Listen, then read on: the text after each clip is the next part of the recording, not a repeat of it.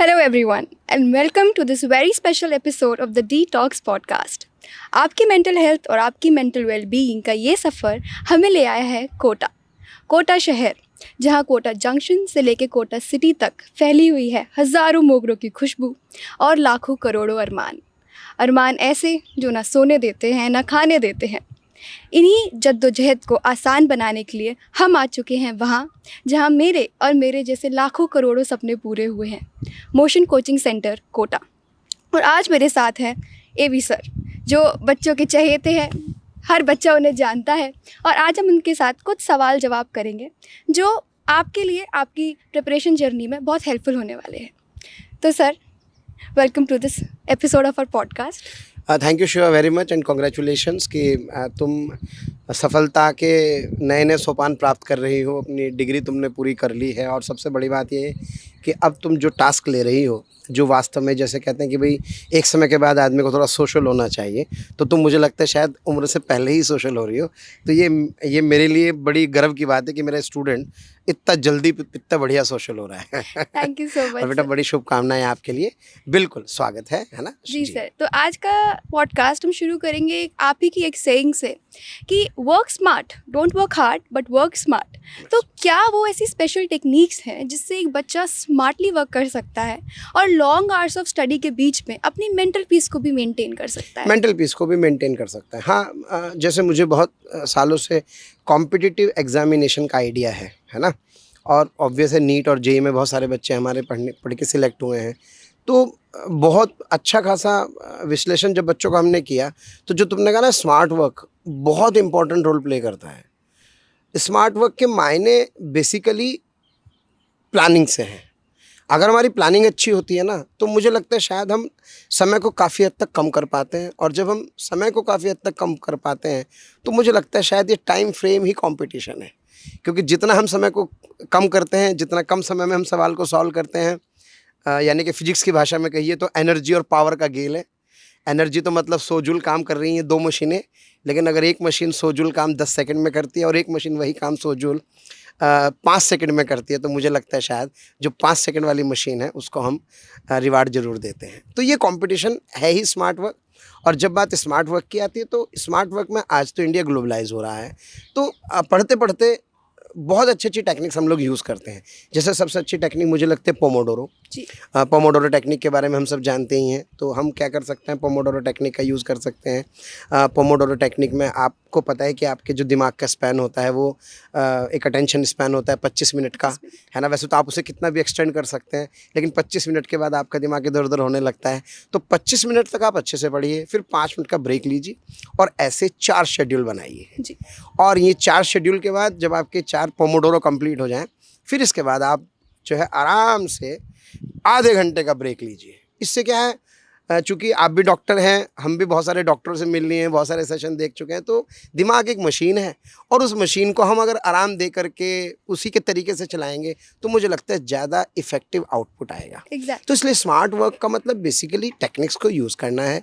अगर हम ऐसी ऐसी छोटी छोटी टेक्निक्स को यूज़ करते हैं, तो उससे हम कहीं ना कहीं अपनी स्टडी को इफेक्टिव करते हैं, स्ट्रेसलेस एजुकेशन की तरफ चलते हैं। वरना देखिए, काम तो काम होता है, आपको काम निपटाना है। अगर आप उसको अच्छे से मैनेज करके चलेंगे, तो मुझे लगता है शायद वो एक बेहतर तरीका हो। ये बहुत अच्छी बात कही आपने। इंस्टेड ऑफ लॉन्ग आवर्स आप किताब के साथ बैठे हुए हैं और आपके दिमाग में बहुत कम जाए, वो आपके दिमाग में एंग्जाइटी प्रोड्यूस करेगा और आपको समझ भी नहीं आएगा कि मैं गलत क्या कर रहा हूँ। ये बहुत इंपॉर्टेंट टेक्निक आपने मैं बताई है सर।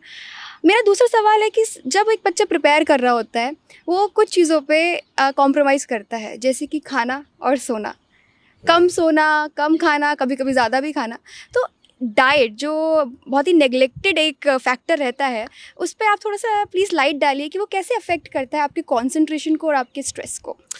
मुझे लगता है अगर आपका रूटीन अच्छा है ना, मतलब पढ़ाई या ये जो वर्क हम लोग समझते हैं, ये हमें लगता है यार 4 दिन का काम कर लूँ फिर उसके बाद आराम करूँगा, ये सही तरीका नहीं है एक्चुअली।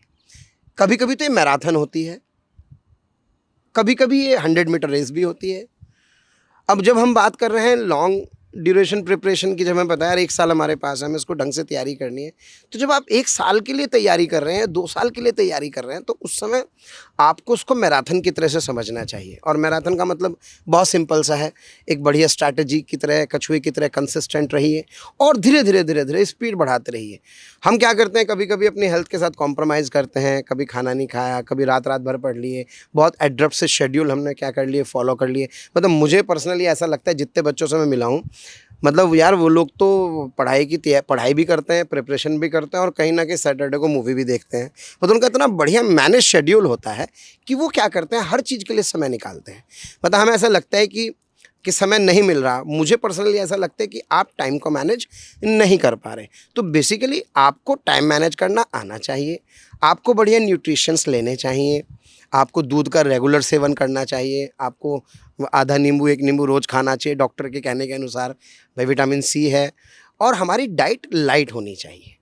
अगर हम अपने आप को लाइट रखेंगे, मैं आपको बताऊं कोटा में भी कितने सारे बच्चे सुबह का ब्रेकफास्ट छोड़ देते हैं। जी। अरे भाई आप ब्रेकफास्ट स्किप कर रहे हो और सुबह 7 बजे से 1 बजे तक की आप क्लास ले रहे हो और फिर बीच में कुछ कचरा खा रहे हो, तो वो अल्टीमेटली क्या कर रहा है, आपकी हेल्थ ख़राब कर रहा है। आपकी हेल्थ ख़राब करेगा तो आपकी एफिशिएंसी डाउन होगी, क्योंकि आप दिमाग मत समझिए, एक मशीन है, शरीर भी एक तरह का मशीन है। जितना आप इसका ख्याल रखेंगे उतना बढ़िया रहेगा। कार के अंदर भी ऑब्वियस है यार, मतलब जब इंजन गर्म होता है तो कूलेंट होते हैं, तो ऐसी ही कूलेंट है, ऐसी उसका तेल है। जैसे किसी गाड़ी के अंदर पेट्रोल की कार है तो पेट्रोल डलेगा, डीजल है तो डीजल डलेगा। आप भी अपनी गाड़ी का ध्यान रखें, आपको अपनी बॉडी का पता होना चाहिए कि आपको क्या नुकसान देगा, क्या फ़ायदा देगा। तो अच्छा खाएँ, प्लान तरीके से खाएँ। सबसे पहली चीज़ अपनी हेल्थ, अपने शेड्यूल का ध्यान रखें। बाकी क्लासेस सफिशेंट होती हैं आपको सिलेक्ट कराने के लिए। ऑफलाइन क्लासेस की सबसे खास बात मैं आपको बताता हूँ, वैसे तो आप अगर मैनेज कर सकते हैं तो ऑनलाइन को भी बढ़िया कर सकते हैं, लेकिन ऑफलाइन का सबसे प्यारा एक शेड्यूल होता है, उसकी एक साइकिल होती है। You just fit into that. आपको बस उस साइकिल में फिट होना है, बाकी सारा काम सिस्टम करता है।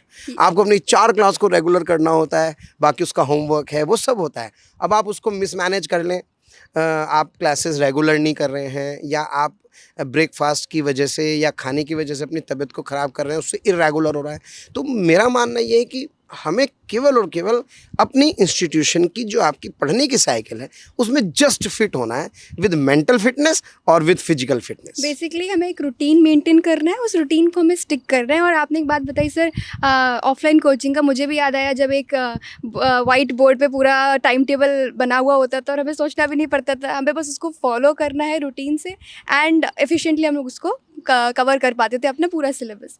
बहुत अच्छी बात है, क्योंकि आप जब एग्ज़ाम के लिए जा रहे हो तो आपका जर्नी पूरा आप प्रिपेयर करो अपने आप को फिजिकली और मेंटली। कहीं से भी अगर आप खाना या स्लीप स्किप करो तो आप अपने आप को फिजिकली वीक बना रहे हो, और वो आपके एग्ज़ाम वाले दिन और उससे थोड़ा पहले भी रिफ्लेक्ट होने लगता है। बिल्कुल होता है। आप सोचिए, आप 2-4 दिन मत सोइए तो अब आप दिमाग को थोड़ी इस बात से कोई लेना देना है। आप स्लीपी फील करेंगे, आप टायर्ड फील करेंगे, लेकिन आप फ्रेश स्लीप लीजिए। 7 घंटे की बढ़िया आपकी नींद होनी चाहिए और इफ़ेक्टिव वर्क हम लोगों को करना चाहिए। आजकल तो ऐप्स आ गई हैं, आपके इंस्टीट्यूशन के अंदर बहुत सारे वीडियो लेक्चर्स हैं, आपके पढ़ने के तरीके बढ़िया हो गए हैं। आजकल तो डाउट्स आते कहाँ हैं, आपको ऐप पे सॉल्यूशन मिल जाता है, वीडियो सॉल्यूशंस मिल जाते हैं, फिर आपके पास डिस्कशंस के लिए टीचर होते हैं, तो आपको तो वैसे ही बहुत टाइम बच रहा है। मुझे तो पर्सनली ऐसा लगता है कि हमें केवल और केवल अपनी मैनेजमेंट पे फोकस करना चाहिए। बिल्कुल सर। ऐसे में सर कुछ बच्चे ये भी करते हैं कि अपने आप को पूरा आइसोलेट कर देते हैं। उनकी ना कोई सोशल लाइफ होती है, ना ही वो अपने घर पे भी कभी कभी बात नहीं करते, और अपने आप को एक कमरे में बंद करके अपनी किताबों में खुद को डुबो देते हैं। ये भी एक तैयारी करने का तरीका है, पर कितना इफ़ेक्टिव है ये तरीका और कितना सही है ये तरीका? मतलब मुझे ऐसा लगता है कि जब हम कॉम्पिटिटिव एग्ज़ाम्स की तैयारी करते हैं तो मन में बहुत सारे प्रश्न आते हैं, क्योंकि यहाँ स्वाभाविक है, थ्योरी तो पढ़नी नहीं है, सवाल भी करने हैं और फिर सवाल के साथ साथ सवाल पे चर्चा भी करनी है। भाई तत्व ज्ञान तो तभी ऊपर आएगा जब हम सवालों पे चर्चा करेंगे। अब आप अगर खुद में आइसोलेट हो गए, खुद से ही अपने दुनिया को समझ बैठे आप, और आप अपने ही सवालों में उलझे रहे, तो फिर जो वास्तव में आपको सवाल, जिस प्रकार के सवाल आने चाहिए, जो चर्चा होनी चाहिए, जो डिबेट होनी चाहिए, क्योंकि डिबेट भी तो एक पार्ट है ना अपनी पढ़ाई का, तो आपको उसके लिए अच्छे लोगों का ग्रुप चाहिए। आपका मुझे अच्छे से याद है, जब आप पढ़ते थे तो आपके ग्रुप था 4-5 लोगों का। आप उस 4-5 लोगों के ग्रुप में अपने डाउट्स को पहले ही डिस्कस कर लिया करते थे, और उससे आपकी एफर्ट्स कितनी मिनिमाइज हो जाती है, क्योंकि ग्रुप स्टडी तो ग्रुप स्टडी है ना। और फिर उसके बाद जब आप ग्रुप में उस पर चर्चा करते थे तो कहीं ना कहीं आपको उसका बेनिफिट मिलता था। क्योंकि आइसोलेशन से क्या होता है, हम समस्याओं को ढूंढते तो हैं लेकिन पहचान नहीं पाते हैं।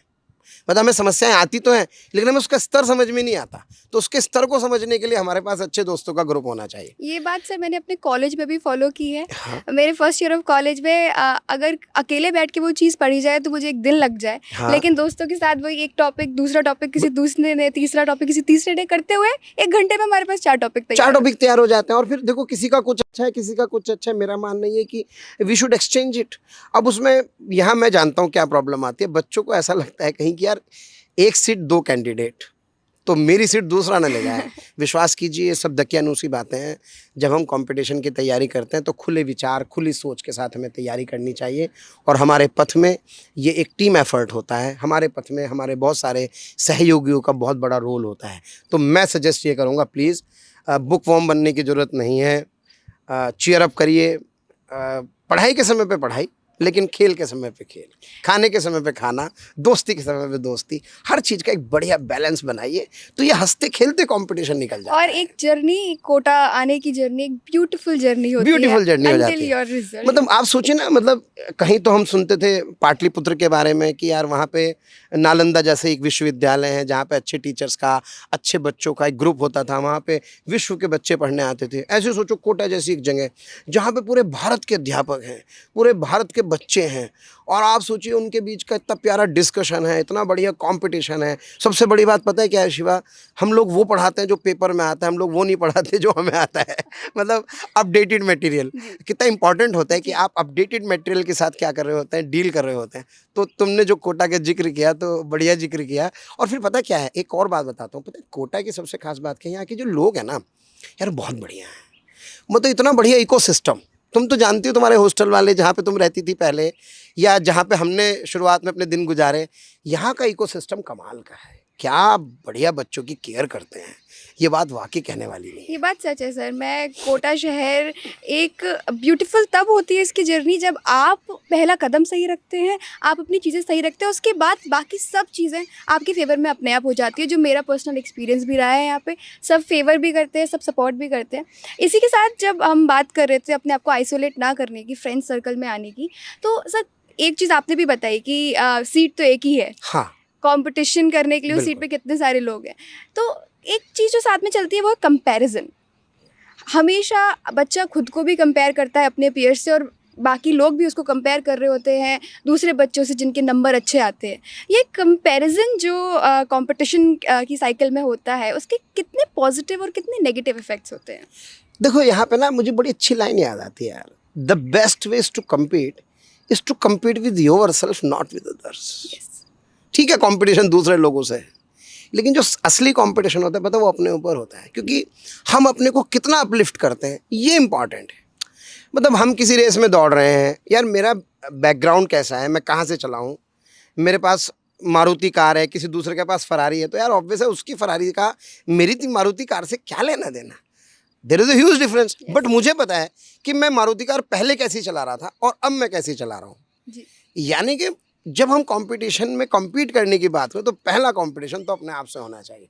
अपने आप से, अपनी आदतों से, अपने मोमेंटम से, अपनी एनर्जी से, अपने पावर से, उसमें मुझे अपने अंदर सुधार करना चाहिए। मतलब ये नहीं होना चाहिए कि दूसरे को महल को देख करके अपनी झोपड़ी में आग लगा लो। क्योंकि लोग क्या करते हैं, किसी दूसरे से अनायास ही कंपैरिजन कर लिया और अपने आप को आप भूल गए। तो मेरा बच्चों आप लोगों से इस मंच के माध्यम से ये कहना है कि जब हम कंपटीशन करें तो सबसे पहले अपने अंदर परिवर्तन देखें। गलत तो नहीं कह रहा, वो कंपटीशन तो बाद का है। पहले आप अपने अंदर परिवर्तन लाएं, और जब आपको लगे कि हाँ यार मेरे अंदर सुधार हो रहा है, व्यक्तिगत सुधार हो रहा है, मैं लोगों से ऊपर उठ रहा हूँ, फिर आप दूसरे की तरफ फोकस करना शुरू करें। वरना वही होता है, शुरू के 3 महीने में सवाल नहीं बनते बच्चे से, वो टेंशन में आ जाता है, कह रहा मेरे पड़ोसी से तो बहुत तेज़ी से सवाल बन रहे हैं, मेरे से सवाल ही नहीं बन रहे। तो मैं उसको कहता हूँ भैया आखिरी दिन तक रुके रहो, ये मैराथन है। ये मैराथन है, ये एकदम से रिजल्ट नहीं आने वाला है। कि वो कहता ना कि no defeat is final until you stop trying. कि फैसला होने से पहले भला मैं हार क्यों मानूं, जगह भी जीता नहीं और मैं भी हारा नहीं, मैं भी हारा नहीं। तो अपने अंदर परिवर्तन करिए और फिर इस परिवेश के साथ जब आप संतुलित हो जाएं तो फिर वहाँ जम के जान लगाइए। तो मुझे लगता है शायद ये एक बेहतर तरीका होगा। और इससे आपकी जो एंग्जाइटी का लेवल है वो भी बहुत रिड्यूस हो जाता है। बिल्कुल हो जाता है। आप अपने एंजाइटी, ऑब्वियस है, जब आपको आनंद आता है तो एंजाइटी क्यों होगी? बिल्कुल। आपको आनंद आएगा, आपको अच्छा लगेगा, अपने काम में मजा आएगा। ये एंग्जाइटी की अगर हम बात कर रहे हैं सर, तो मैंने भी देखा है बच्चों को कि प्रिपेयर करते हैं लेकिन एग्जामिनेशन डे पे आके उनकी इतनी एग्ज़ाम एंग्जाइटी हो जाती है कि वो उसको आउटपुट में कन्वर्ट नहीं कर पाते हैं। इतनी एग्ज़ाम जो एंग्जाइटी होती है उसके लिए कुछ टिप्स या ट्रिक्स अगर आप बच्चों को देना चाहें तो? वैसे डॉक्टर साहब आप ज़्यादा अच्छे से जानते हो, आप ह्यूमन बॉडी को बहुत अच्छे से समझते हो। जहाँ तक मेरे अनुभव की बात है, मुझे ऐसा लगता है कि ये जो एंजाइटी है ना, एक्चुअली हमें इसको ट्रांसफॉर्म करने की ज़रूरत होती है। मतलब ये जो तुम्हारे साथ हो रहा है ना, इसको पॉजिटिव लो भाई। पॉजिटिव मतलब आप किसी बड़े लक्ष्य के लिए तैयार हो रहे हैं, तो आपकी भाषा में क्या कहते हैं, एड्रेनलिन, कि भाई वो क्या कहते हैं, कोई फ्लाइट हार्मोन आपकी बॉडी से निकल रहा है, तो आप उसका स्वागत कीजिए। मुश्किल आए तो आए, खैर स्वागत कीजिए। हर खुशी को याद करके गम भुलाना सीख लो। उस समय आपको कुछ खुशी के मोमेंट्स याद होने चाहिए और उस एंजाइटी को आपको एक राइट फॉर्म देना चाहिए।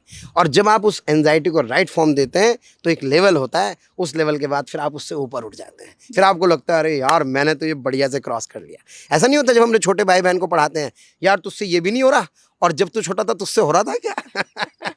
तो सेम हर कॉम्पिटिशन में ऐसा ही होता है। तो वो एक फेज़ है, उस फेज़ को आप जिएं, उससे आप लड़ें, उससे आप फाइट करें, और जब आप उस स्तर से ऊपर उठते हैं तो विश्वास कीजिए आप कहीं ना कहीं अमृतत्व की ओर होते हैं, अमृतत्व बिल्कुल की ओर सर, होते मैं हैं। डॉक्टर हूँ पर आपका आंसर बहुत ही अच्छा था। और एक और मैं भी एक बात सजेस्ट करना चाहूँगी, मेडिटेशन। यस। जब मैं प्रिपेयर करती थी तो मैं कुछ मिनट्स अपने लिए निकालती थी, मेडिटेट करती थी, मुझे बहुत सूदिंग इफ़ेक्ट देता था, मेरी एंग्जाइटी कम करता था। स्पेशली बिफोर क्वेश्चन पेपर मेरे सामने प्रेजेंट किया जाता था, मैं 5-10 मिनट का ब्रेक लेती थी और अपनी प्रिपरेशन को पेपर के आधा घंटा पहले बंद कर देती थी, ताकि मेरे दिमाग को थोड़ा रेस्ट मिले, सेटल हो जाए चीज़ें, और जब मैं पहला क्वेश्चन खोलूँ तो मैं अपना मैक्सिमम एफिशिएंसी के साथ आगे बढ़ पाऊँ। ये देखिए आपने सॉल्यूशन भी दे दिया। अब चूंकि मैंने तो इस जवाब को ऐसे समझा था कि यार मुझे क्या होता है मैं जब करता हूँ, या बच्चों को कैसा होता है, लेकिन आपने इसका बहुत अच्छा सॉल्यूशन दे दिया कि भाई अगर तब भी एंजाइटी ठीक नहीं हो रही है तो सही बात है, मेडिटेशन से मेडिटेशन रखिए, अपने घर वालों से बात कीजिए, अपने अच्छे दोस्तों से बात कीजिए। मेरा तो देखो ये मानना है, क्योंकि जब हम ऐसे काम करते हैं तो बहुत बढ़िया लगता है। जैसे मैं एक छोटा सा एग्जांपल दूंगा, मतलब मेरा 12th बोर्ड एग्जाम था और मेरा फिजिक्स का पेपर था, और मेरी फिजिक्स मतलब वैसे तो ठीक ही थी, अच्छी थी, है ना, लेकिन अब बिल्कुल सोचो, सर। अब सोचो मैं थोड़ा ओवर कॉन्फिडेंट हुआ, तो मैंने क्या किया, गलती से प्रीवियस ईयर उठाया और ऐसे करके किताब उछाली और ऐसे करके पेपर खोल लिया। पता लगा यार वो पेपर जो मैं सॉल्व करने बैठा अपने रियल पेपर से 2-3 घंटे पहले की बात है, वो उस समय का सबसे टफ पेपर खुल गया। ओह, मतलब ऐसे एक्सपेरिमेंट नहीं करनी चाहिए कभी। बिल्कुल। और जब मैंने वो पेपर करा तो मुझे लगा अरे तुमने को कुछ आता ही नहीं, ब्लैंक हो गए। ऐसा होता है जी। किसी किसी साल में, ऐसे कभी कभी बहुत सारे पेपर आते हैं जो बहुत टफ होते हैं। तो फिर मुझे लगा अरे यार ये तो सब गड़बड़ हो गया। तो फिर मैंने तो जब मुझे टेंशन हुई तो मैंने तो अपनी मम्मी से बात की। तो मेरी मम्मी ने कहा अरे भाई पेपर से पहले थोड़ी ये काम करते हैं, तेरा टाइम ही गलत है, तो गलत तरीके से कर रहा है, तो एंजाइटी क्यों नहीं होगी। तो कभी कभी हम ऐसे फैक्टर्स को भी आमंत्रित करते हैं जो हमें कहीं ना कहीं हमें एंजाइटी क्रिएट करते हैं, जी। तो उनसे भी बचें और साथ में कुछ मेडिटेशन टेक्निक्स को भी फॉलो करें, अपने रूटीन में लाएं। और तीसरी चीज़, अपनी विलिंगनेस को देखो बढ़िया रखें।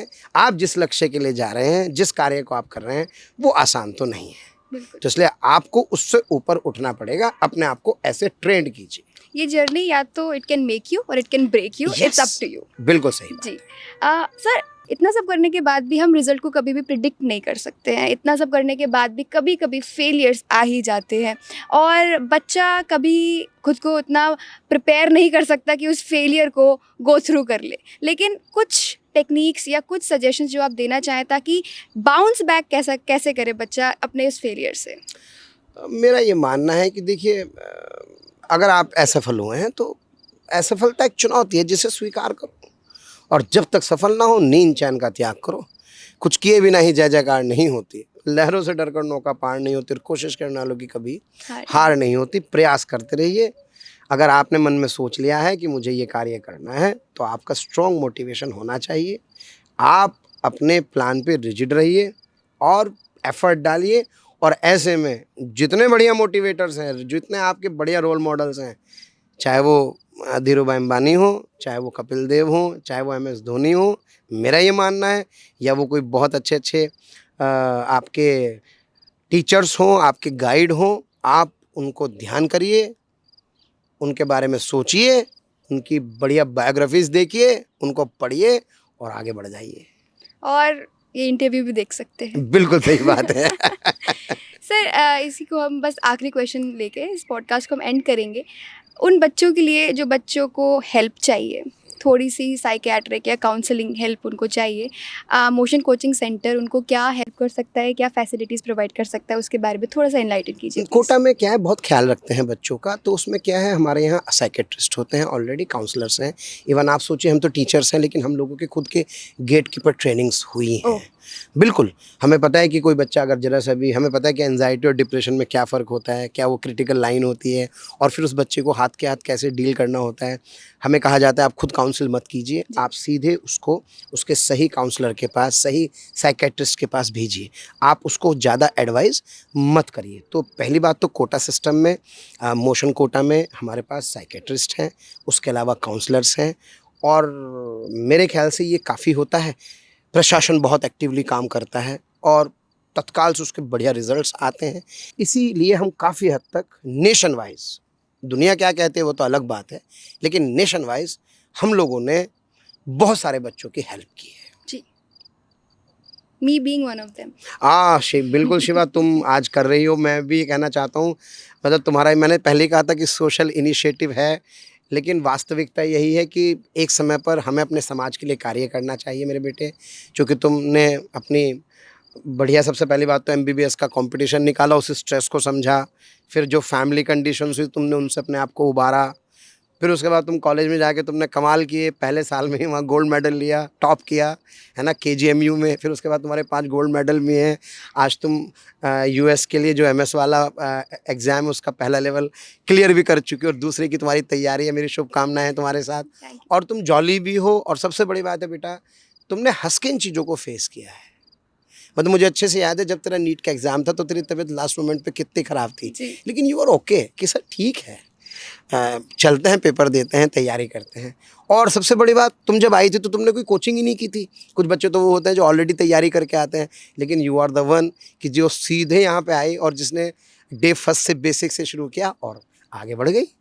तो बहुत अच्छी बात है। और मैं इस पॉडकास्ट के माध्यम से बताना चाहूँगा, कहना चाहूँगा कि शिवा का खुद का एक NGO है जो मानव सेवा के लिए समर्पित है, इंडियन मेडिकोस फॉर चेंज। तो मैं चाहता हूँ कि आप इनके साथ जुड़ें, इनके इस अभियान में साथ दें, और जो किसी भी तरह की किसी समस्या से सफ़र कर रहे हैं उसका एक बढ़िया इलाज इनकी टीम के संपर्क से भी अपना कराएं और कनेक्ट रहें।